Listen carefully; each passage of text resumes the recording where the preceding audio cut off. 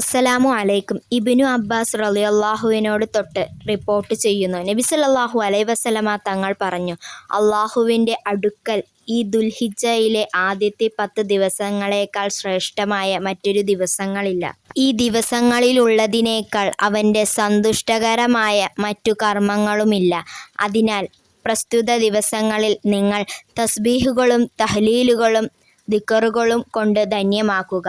കാരണം ഈ ദിവസങ്ങൾ തസ്ബീഹുകളും തഹ്ലീലുകളും ദിക്റുകളുടെയും ദിവസങ്ങളാണ്. അതിലെ ഓരോ ദിവസത്തിലെ നോമ്പുകൾക്കും ഒരു വർഷത്തെ നോമ്പിൻ്റെ ഒത്ത പ്രതിഫലമാണ് ലഭിക്കുന്നത്. ഈ ദിവസങ്ങളിലെ സൽക്കർമ്മങ്ങൾക്ക് 700 മടങ്ങ് പ്രതിഫലമുണ്ട്. അല്ലാഹു സുബ്ഹാന തആല അതിന് നമ്മൾക്കെല്ലാവർക്കും തൗഫീക്ക് നൽകട്ടെ. ആമീൻ.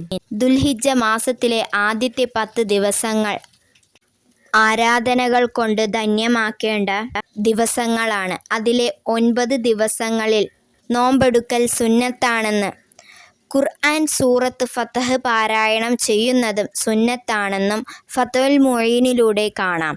ദിവസങ്ങളുടെ കൂട്ടത്തിൽ ഏറ്റവും ശ്രേഷ്ഠമായ ദിവസങ്ങൾ ഈ 10 ദിവസങ്ങളാണെന്ന് അറിയിക്കുന്ന ബുഖാരിയിലെ ഹദീസിനെ വ്യാഖ്യാനിച്ച് ഇബ്നു ഹൈതം റളിയല്ലാഹു അൻഹു തുഹഫയിൽ പറഞ്ഞിരിക്കുന്നു, റമളാൻ മാസങ്ങളുടെ നേതാവാണെന്നും അതിനു മറ്റു മാസങ്ങളേക്കാൾ പോരിശയുണ്ടെന്നും നിരവധി ഹദീസുകൾ കൊണ്ട് തെളിയിക്കപ്പെട്ടതാണ്.